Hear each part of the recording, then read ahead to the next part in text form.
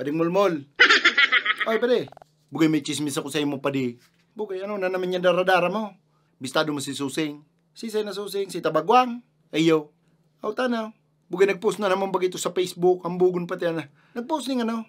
Bugay nagbakal na naman bagay itong bagong motor. Big bike pati. Bugay, grabe na naman ang hambog. Kala mo kung isay.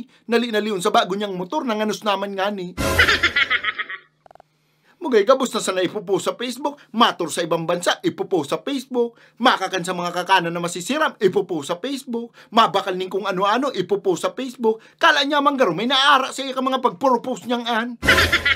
Kang nakaagi nga ni, nagpost na naman katong pinapagibo niyang harong, tapos ang caption, not to brag, but to inspire na kanigoan, nagkaurugwa lang, kala mo man kung sisay na. Gabos na sana ipopost sa Facebook. Dahil mo naman kay Puan ipost sa Facebook ang mga achievements mo sa buhay. Unless pasikat ka. Pasikat talaga to si Susing. Brad, dahil nagpapasikat si Susing. Sadyang araong ka lang.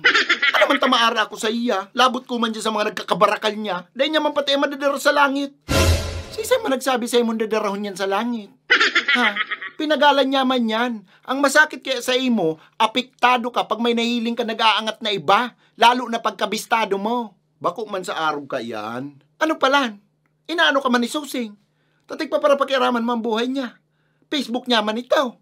Kwarta niya man si pinambakal niya ning kung ano-ano. Anong problema mo? Iwasan mo yung pa din pagiging talangka mo. Araong kang maray. Dahil man ibig sabihin nag-post si tao sa Facebook ang mga achievements niya, nagpapasikat na. Pasikat man talaga to. Tano dahil pwedeng for memories? Ha? Tano dahil pwedeng to inspire? Tano dahil pwedeng proud lang siya? Tapinagalan niya man ito. Proud lang siya, tapinagalan niya man kung anong ugwa siyang unyan. Pasikat tulos? Ay ano ka naman? Ito man. Pade, ika ang may problema, bakong si Susing. Kung naaara ka sa iya, di mag-igot ka man sa sadiri mo para ika man magkaugwa, bakong puro sikdip ka sa iba. Hindi ko man yung kaypuhan. O suday mo palang kaypuhan o anong pinuputok ang butsi mo? Ha? Pabayaan mo siya, tabuhay niya man ito. O sumasinusurugan mo si Susing kaysa sako. Uya na naman kita, oh. Piso, bumakal ka ng kaulay mo. Pag ako nag-asinso, huyo ka mo gabos ako. Dahil ka maasinso kung araw kayo ng mindset mo. Paano ka maasinso, makangan trabaho?